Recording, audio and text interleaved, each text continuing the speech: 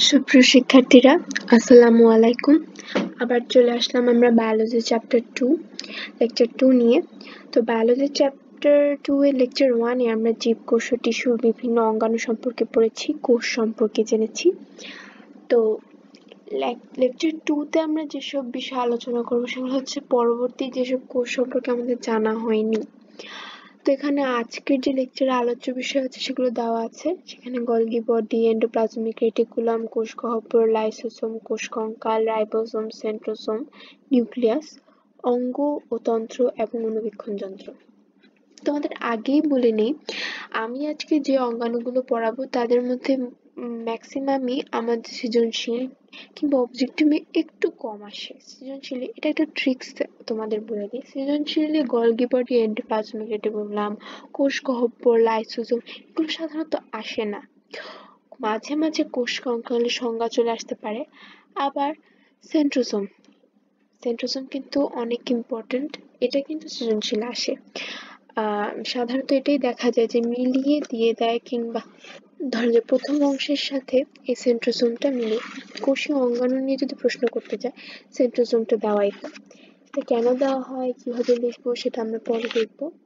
তো প্রথম বিষয়গুলো আলোচনা করে নিই। তো গলগি বডি আমি তোমাদের বইয়ের চিত্র দিয়ে বোঝানোর চেষ্টা করব, এটাতে ইজি হবে কারণ বিষয়টা খুবই ছোট, অল্পতেই শেষ হয়ে যাবে। সে মাঝে যদি বুঝে যেতে পারি তাহলে ভালো, কারণ কি অনেক সময় অবজেক্টিভে এসে পড়তে পারে গলগি বডি, তখন তোমরা কি করবে। তবে সৃজনশীল সাধারণত আসে না, নিতান্ত যদি মনে হয় না, আমার মনে হয় না সৃজনশীল তোমাদেরটা দিবে, নিতান্ত খুবই খারাপ কোনো প্রশ্ন এবং খুবই খারাপ ভাগ্য না থাকলে গলগি বডি আসার কথা না। এখন আমি আসলে তোমাদের ফিগারটা দিয়ে কিছু বোঝাতে চাই। এখানে যে বৃহৎ ভেসিকল গুলো দেখছো গোল গোল, মানে এগুলো এই গহ্বরগুলোর মধ্যে এখানে উৎসেচক পানি বিয়োজন ঘটায় এই পর্দাগুলোতে আর কি। মেনলি সিস্টার্নিতে এগুলো ঘটায়। সিস্টার্নি এই যে নুডলসের মতো লম্বা লম্বা অংশ, সেটাকে দেখতে পাচ্ছ তোমরা।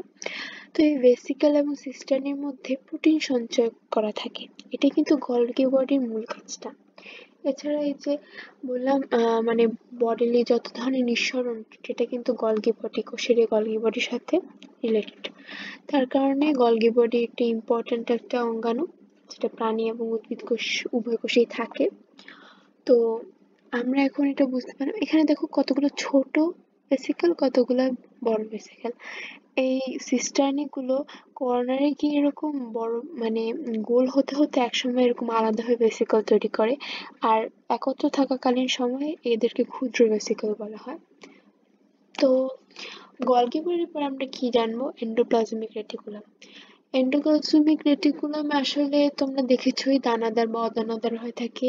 নিউক্লিয়াসের কাছাকাছি যেটা থাকে সেটা হচ্ছে দানাদার, এবং আলাদা যেটা থাকে সেটা অদানাদার।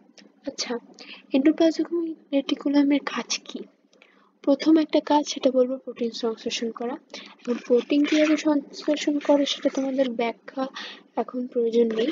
তবে প্রোটিন সংশ্লেষণ কিন্তু একটা অনেক ইম্পর্টেন্ট একটা ভাইটাল বিষয় আমাদের মানব দেহের জন্য, বিশেষ করে জেনেটিক্সের ক্ষেত্রে। আর আরেকটা বিষয় হচ্ছে গিয়ে মাইটোকন্ড্রিয়া এবং কোষ গহ্বর তৈরিতে এন্ডোপ্লাজমিক রেটিকুলামের ভূমিকা আছে। মাইটোকন্ড্রিয়া আর কোষ গহ্বর তৈরিতে কি এন্ডোপ্লাজমিক রেটিকুলামের ভূমিকা আছে, এটা মনে রাখতে হবে। এটাও কিন্তু অবজেক্টিভের মাঝে মাঝে চলে আসতে পারে। আর যেটা কোষ গহ্বর, কোষ গহ্বর কিন্তু আমরা সবাই চিনি, এরকম গোল গোল গর্ত থাকে, আমরা কিন্তু প্রাণী উদ্ভিদের ফিগারে দেখেছিলাম। তো এগুলা অ্যাকচুয়ালি কাজ কি, কোষ গহ্বরের ভিতরে কোষ রস থাকে। রসটা কিভাবে তৈরি হয়, চর্বি জাতীয় পদার্থ বা অজৈব জৈব পদার্থ এগুলো মিলে এই রসটা তৈরি করে। আচ্ছা, তোমরা একটা বিষয় কখনো খেয়াল করেছো, কখনো ভেবেছো প্রাণী কোষে কোষ গহ্বর ছোট কেন এবং উদ্ভিদ কোষে এত বড় কেন? তাহলে আমরা একটু ভেবে দেখি এটা কেন। আমি কিন্তু আগেও বলেছি, ইমবাইবেশন প্রক্রিয়া, অভিস্রবণ প্রক্রিয়া, এগুলা কিন্তু উদ্ভিদের অনেক বডির একটা ভাইটাল প্রক্রিয়া। এ কারণে উদ্ভিদ পানি শোষণ করতে পারে, পানি শোষণ করে সার সংশ্লেষণ প্রক্রিয়া অংশগ্রহণ করতে পারে। পানি আমাদের কোষের জন্য খুবই ইম্পর্ট্যান্ট একটা একটা অংশ, সেটা ছাড়া কখনো সে চলতে পারবে না। তো এই পানি কিভাবে নেবে, ওরা তো আর পাম্প ক্রিয়েট করে বা চাপ ক্রিয়েট করে পাম্প করে নিয়ে নিতে পারে না পানি, ওদের একটা নির্দিষ্ট নিয়মের মাঝে করে নিয়ে নিতে হয়। তো এই কোষরস, যখন কোষ গহ্বরে কোষরস কম থাকে কিংবা ঘন থাকে, তখন সে কি করে অভিস্রবণ প্রক্রিয়ায় কৈশিক পানি যে মূলগুলো নিল, মূলের যে কোষগুলো সেখান থেকে সে টেনে নেয় অভিস্রবণ প্রক্রিয়া।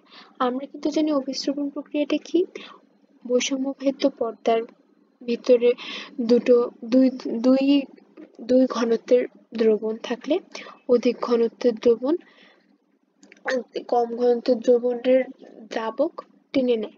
তো এইভাবে গাঢ় যে কোষরসটা, সে ওই পানি টেনে নিতে নিতে একটার পর একটা কোষ সেভাবে টেনে নিয়ে যায় পানি, এরপর মূল জায়গায় নিয়ে যায় যেখানে সালোক সংশ্লেষণ প্রক্রিয়াটা ঘটে, যেখানে আমাদের কি শর্করা জাতীয় খাদ্য তৈরি হয়। তো এই ক্ষেত্রে কোষ গহ্বরের ভূমিকা রয়েছে কোষরস ধারণ করার মাধ্যমে। আরো কোষ গহ্বর কিন্তু আরো অনেক ধরনের জিনিস ধারণ করে রাখে, যেটা কোষের জন্য অনেক ইম্পর্টেন্ট। তো এটাকে আমরা একটা কাজ ধরতে পারি কোষ গহ্বরে। এরপর আসি লাইসোজোম। লাইসোজোমের এই চিত্রটা তোমরা প্রায় সবাই দেখেছো, এটা একটা শিমের বিচির মতো লাগে। তো লাইসোজোম অ্যাকচুয়ালি কি, এটাকে তুমি একটা অ্যান্টিডোট কিংবা ধরো একটা সৈনিক হিসেবে চিন্তা করতে পারো। এটা বডির তোমার ধরো কোষের ভিতরে কোনো ধরনের জীবাণু ঢুকলে সেটা ধ্বংস করতে এটা সাহায্য করে, প্রোটেক্ট করে তোমাকে। মায়েরা মানে তোমরা বাচ্চা মুরগিকে দেখেছো তো, মা মুরগি কিন্তু ওদের সবসময় আগলে রাখে। তো অনেকটা এটা তোমরা ভেবে নিতে পারো, এটা তোমাদের কোষকে সাবান জীবাণু থেকে রক্ষা করে রাখে। তো এখন এটার একটা অপকারিতাও আছে কি, সেটা হচ্ছে কোনোভাবে যদি লাইসোজোম ক্ষতিগ্রস্ত হয়, এটার ভিতরে যে বিষাক্ত পদার্থ যেটা জীবাণুকে ধ্বংস করতে সক্ষম, সেই পদার্থটা কিন্তু অন্য কোষীয় অঙ্গাণুর সাথে লাগলে সেই কোষীয় অঙ্গাণু মানে সেটা নষ্ট হয়ে যেতে পারে, তাহলে কিন্তু সম্পূর্ণ কোষই নষ্ট হয়ে যায়। একটা কোষের নিউক্লিয়াস কিংবা অন্যান্য অঙ্গাণু নষ্ট হয়ে গেলে কি সে চলতে পারে? তখন কিন্তু সেটা মৃত কোষে পরিণত হয়।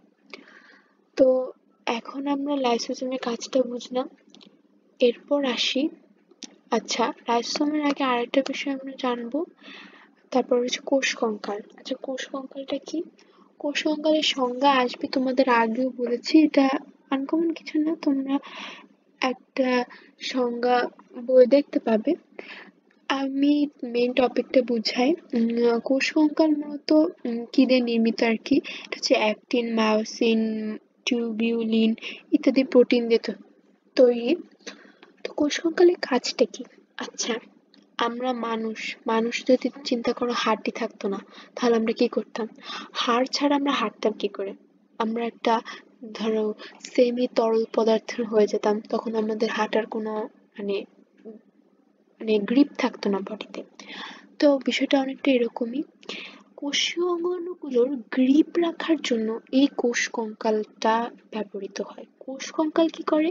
এই কোষীয় অঙ্গাণুগুলোকে ধরে রাখে কাঠামোতে, সে সাহায্য করে কোষটাকে এই নির্দিষ্ট আকারে নির্দিষ্ট জায়গায় রাখার কারণে। কারণ এলোমেলো হয়ে গেলে কিন্তু কোষীয় অঙ্গাণুগুলোর কাজ করার ক্ষমতাটা থাকে না। চিন্তা করো একটা কোষের মধ্যে সারাক্ষণ এলোমেলো চলা, এটার কারণে কিন্তু অনেক কিছু ব্যাঘাত ঘটে শারীরবৃত্তীয়। তো এই কোষ কঙ্কালটা এসব এলোমেলো ছুটে যাওয়া কিংবা এই যে লাইসোজোম কিন্তু নষ্ট হলে দেখো অন্য কোষ অঙ্গাণুগুলো নষ্ট হয়, তো লাইসোজোমকেও সাবধানে রাখতে হয়। এসব বিভিন্ন কাজ এগুলো ধারণ করা, এগুলো সব কোষ কঙ্কালের কাজ। আমাদের বডিতে যেমন কঙ্কাল কাজ করে, এই কোষ কঙ্কাল অর্থাৎ মাইক্রোটিউবিউলও সেম কাজ করে। আচ্ছা মাইক্রোটিউবিউল অ্যাকচুয়ালি একটা ধরন কোষ কঙ্কালের, তবে সাইটোস্কেলেটন বলা হয় ইংলিশে কোষ কঙ্কালকে। যাই হোক, এরপর আমরা আসি রাইবোসোমে। তো রাইবোসোম কি বলবো, এটা একটা দানা দানা মতো দেখতে। তো এটার মূলত পলিস্যাকারাইড চেইন সংযোগ করে হয়। আচ্ছা রাইবোসোমের একটা বিষয় তোমাদের বলতে চাই, তোমরা তো পড়েছো এর আগের লেকচারে যে রাইবোসোম কি, সকল ধরো আদি কোষ কিংবা প্রকৃত কোষ তো উভয় কোষেই কিন্তু রাইবোসোম থাকে। এই রাইবোসোম থাকে। আচ্ছা যদি মানে প্রকৃত কোষের রাইবোসোম আর আদি কোষের রাইবোসোম যদি একই রকমই হতো তাহলে কি কোনো লাভ হতো? মানে তাহলে তো প্রকৃত আর আদি কোষের মধ্যে পার্থক্য থাকতো না ওই অঙ্গাণুগুলো ছাড়া। এখানেও একটা পার্থক্য আছে, সব জায়গার রাইবোসোমই কিন্তু সেম না। আদি কোষের রাইবোসোম আর প্রকৃত কোষের রাইবোসোমের মধ্যেও পার্থক্য আছে। এটা আমরা পরবর্তী ক্লাসে জানতে পারবো এই দুটো রাইবোসোমের মধ্যে কি পার্থক্য। তবে হ্যাঁ, তোমরা এখন পর্যন্ত এটা জেনে রাখতে পারো যে আদি কোষ এবং প্রকৃত কোষের উভয়ই রাইবোসোম থাকলেও তাদের উভয় রাইবোসোমে পার্থক্য রয়েছে। এখন আমরা আসবো সেন্ট্রোসোম। এটা হচ্ছে আজকের মূল আজকে মেনলি এই লেকচারটার মূল যে টপিকটা সেটাই হচ্ছে এটাকে আমি কেন গুরুত্ব দিই বিশ্বাস করো, তোমরাই পরে এই অধ্যায়ের উপর যদি কোশ্চেন হয়, তোমরা যখন পরীক্ষা দিবে তোমাদের বলতে পারে এটা যদি তোমাদের 7 বার কোশ্চেনটা এসে থাকে তাহলে 5 বারই সেন্ট্রোসোমের এটা আসবে। আমার কাছে মনে হয়, এটা আমার ধারণা। টিস্যু নিয়ে আসে দ্বিতীয় অধ্যায়, না হলে এই সেন্ট্রোসোম এবং তোমার মাইটোকন্ড্রিয়া কিংবা প্লাস্টিড মিলিয়ে আসে। সেন্ট্রোসোমকে এত ইম্পর্টেন্স কেন দেওয়া হচ্ছে? সেন্ট্রোসোম জিনিসটা ছোট, লেখাটাও ছোট, পারফেক্ট করে লিখতে পারলে তোমরা যদি এটা ঘ নাম্বারেও আসে 4-এ 4ই পেতে পারবে। তার জন্য কি করতে হবে? তোমাদের এই চিত্রটা আঁকতে হবে আর কিছু কথা লিখতে হবে। সেন্ট্রোসোমটা আসলে কি? সেন্ট্রোসোম কিন্তু একমাত্র কোথায় থাকে বলতো? প্রাণী কোষে থাকে। এটা প্রাণী কোষে থাকে, উদ্ভিদ কোষে থাকে না। উদ্ভিদ কোষের বিষয়টা এখন আমরা সরিয়ে দিই। সেন্ট্রোসোম চিন্তা করে একমাত্র প্রাণী কোষে আছে, হ্যাঁ, তাহলে প্রাণী কোষে সেটা কি কাজ করে সেটা আমরা এখন চিন্তা করব। প্রাণী কোষে সেন্ট্রোসোমের কাজ, তাহলে আমরা এখন চিন্তা করি। আমরা মাইটোসিস কোষ বিভাজন তো পড়েছি ক্লাস 8-এ থাকতে। তো এখানে আমরা চিত্র যখন এঁকেছিলাম তখন কিন্তু এই সেন্ট্রোসোম জিনিসটা সম্পর্কে পরিচিত হয়েছি। তখন ওটার সাথে এঁকেছি, ডিটেলসে পড়িনি, তবে এঁকেছি। আমরা তখন উপরে যখন বিভাজন করছিল তখন এটা একটা রে তৈরি করছিল, অ্যাস্টার রে, তোমাদের মনে আছে কিনা? এখন আমি বলি এটার ভূমিকা কোথায়। তো মেইন ভূমিকা এই মাইটোসিস কোষ বিভাজনের ক্ষেত্রে। উদ্ভিদেরটা বাদ দিয়ে আমরা শুধু এখন প্রাণীরটা চিন্তা করি। প্রাণীর যে স্পিন্ডল তন্তু তৈরি হয় না প্রাণী কোষের মাইটোসিস বিভাজনে, ওই স্পিন্ডল তন্তুর ওপরে কিন্তু আমাদের ক্রোমোসোম গুলো অবস্থান করে, তাই না? তো এই যে স্পিন্ডল তন্তু, এইটা কে তৈরি করে? এই প্রাণী কোষে এটা সেন্ট্রোসোম তৈরি করে অ্যাস্টার রে তৈরি করার মাধ্যমে। অ্যাস্টার রে সৃষ্টি করার মাধ্যমে ওখানে স্পিন্ডল তন্তু তৈরি হয়। তো আশা করি এটা মনে থাকবে। তো এটা হচ্ছে মেইন পয়েন্ট, এই কারণে সেন্ট্রোসোমকে এত বেশি গুরুত্ব দেওয়া হয়। তো সেন্ট্রোসোম মূলত ঝিল্লিবিহীন একটা সাইটোপ্লাজমীয় অঙ্গাণু। আর এখানে আমরা এমনিও দেখতে পারবো এটা অ্যাকচুয়ালি সেন্ট্রোস্ফিয়ার, এটা সেন্ট্রিওল, এটা কোনো ঝিল্লি অ্যাকচুয়ালি নাই। আমরা এই চিত্রে সেন্ট্রোস্ফিয়ারটাকে দেখতেছি, এর কারণে আমাদের মনে হচ্ছে এটা ঝিল্লিযুক্ত। আর এখানে দেখো কতগুলো কাটা আঁক, মানে কাটা আঁক বা ডাটার মতো দেখতে এই দুটো অংশ, এটাকে সেন্ট্রিওল বলছে।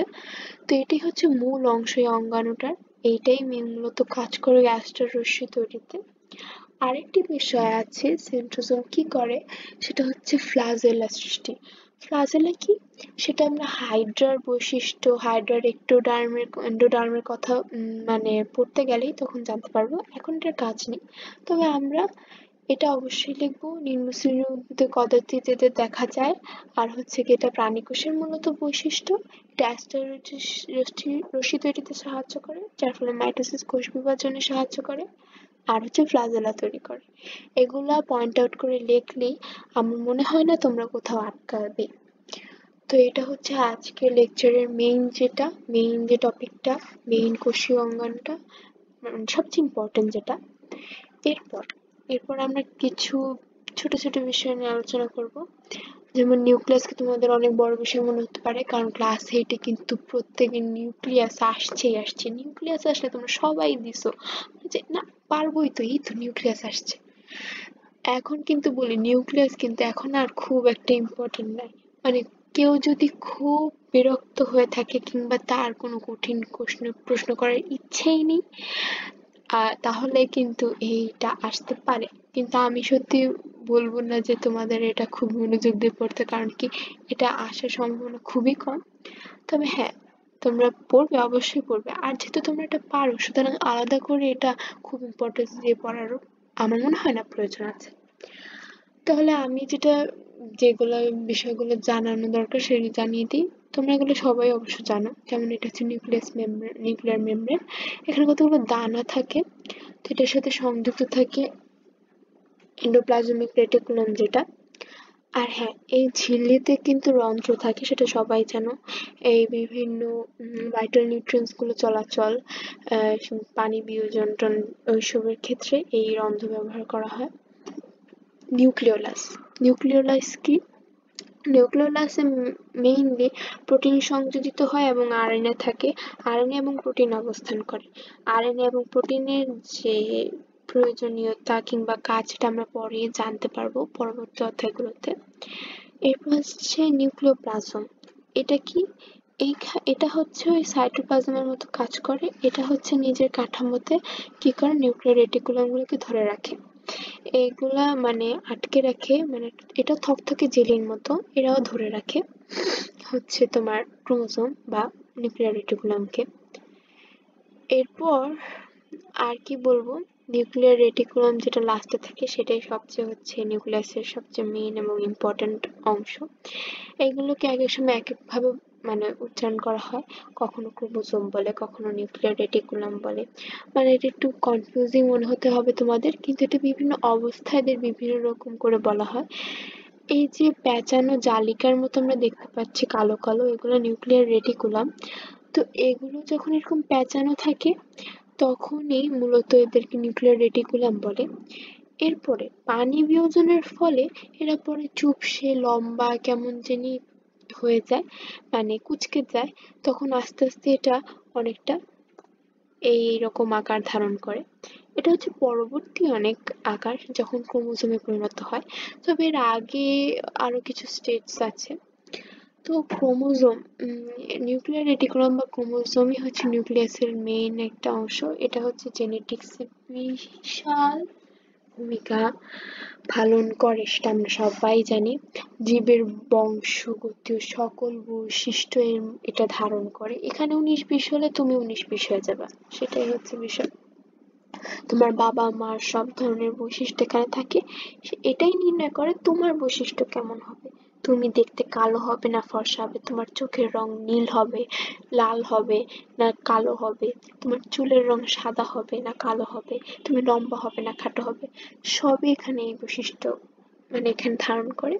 তাছাড়া আরো কিছু বৈশিষ্ট্য আছে, যেমন রোগ, তোমার এই রোগ হবে, বংশগতির কারণে তুমি এই রোগটা পাবে, এই স্বভাবটা পাবে, এগুলো কিন্তু এই ক্রোমোজোমে মানে ব্যাখ্যা করবে। ক্রোমোজোমের মধ্যেই সব এখানে নিহিত থাকবে। তো এটা হচ্ছে এইটা মেইনলি মায়োসিসের যে মানে অবস্থা সে সময়কার একটা চিত্র ক্রোমোজোমের। স্যাটেলাইট মূলত এই বিভাজনের সময়ই কাজ করে। তো এসব সব দেখতে পাচ্ছি। আর সেন্ট্রোমিয়ার সম্পর্কে আমরা সম্ভবত 8-এ পড়েছি একটু হলো। সেন্ট্রোমিয়ার কিন্তু মাইটোসিস কোষ বিভাজনে বিশেষ ভূমিকা পালন করে। এগুলো মানে আমরা যখন স্পিন্ডল যন্ত্রের উপর অবস্থান করে ক্রোমোজোমগুলো দেখতে পাই, তখন ওই সেন্ট্রোমিয়ারই কিন্তু ওখানে থাকে এবং এটা বিভাজনে সাহায্য করে। মানে তখন দুই মেরুতে, উত্তর ও দক্ষিণ মেরুতে নিয়ে যেতে তখন সেন্ট্রোমিয়ারটা আগিয়ে থাকে, সে অনেকটা বলা যায় পথ প্রদর্শন করে। তো এটাই মূলত ইম্পর্টেন্ট। এখন এর মধ্যে কিছু নেই, এখান থেকে একটু তোমার অবজেক্টিভ আসতে পারে, যেমন এই অংশটা চিহ্নিত দিয়ে বললো যে তো এটা কি, এটা তখন বুঝতে হবে এটা স্যাটেলাইট। আর এটা দিয়ে চিহ্নিত করে বললো এটা কি, তখন বলবো এটা সেন্ট্রোমিয়ার। আশা করি পারবা তোমরা এটুকু।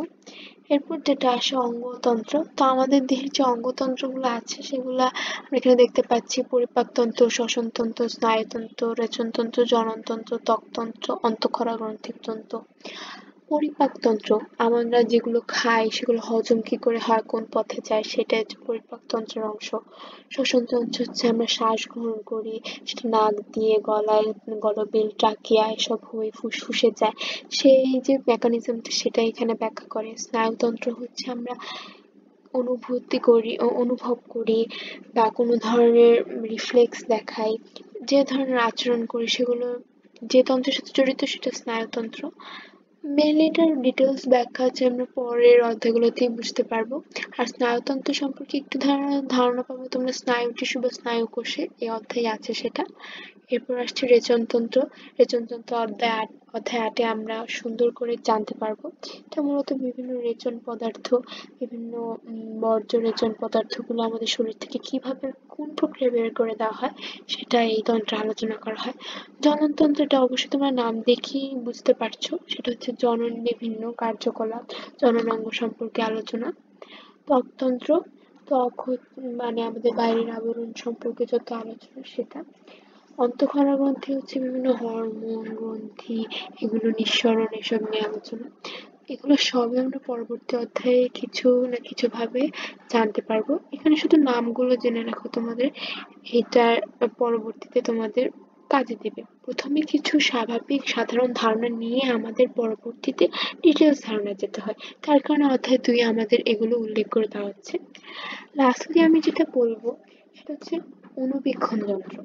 এখন অণুবীক্ষণ যন্ত্র তোমাদের কেন পড়া লাগবে, তোমরা হয়তো অনেকটা মনে করে বিরক্ত বোধ করছো, কিন্তু অণুবীক্ষণ যন্ত্র আসলে পরীক্ষার জন্য পড়া লাগবে না। তবে হ্যাঁ, এটা কেন বইয়ে দিয়েছে সেটার কারণ হচ্ছে কি, আমাদের কিন্তু 9-10-এ প্র্যাকটিক্যাল আছে। তো প্র্যাকটিক্যালে আমরা কিভাবে অণুবীক্ষণ আমি কিন্তু প্রথমেই বলেছি একটা প্র্যাকটিক্যাল আছে তোমাদের কোষ মানে পিঁয়াজ কোষ পরীক্ষা। তো পিঁয়াজ কোষ পরীক্ষা তোমরা কিভাবে করবে এটা তোমাদের তাহলে ব্যবহার করতে জানতে হবে। অণুবীক্ষণ যন্ত্রটা তোমরা এক জায়গায় ব্যবহার করলে তো হবে না, তুমি কোষই দেখে আসতে পারলে না কি পরীক্ষা করবে। তাহলে একটা নিয়ম আছে, এই কারণে কোন জায়গায় কোন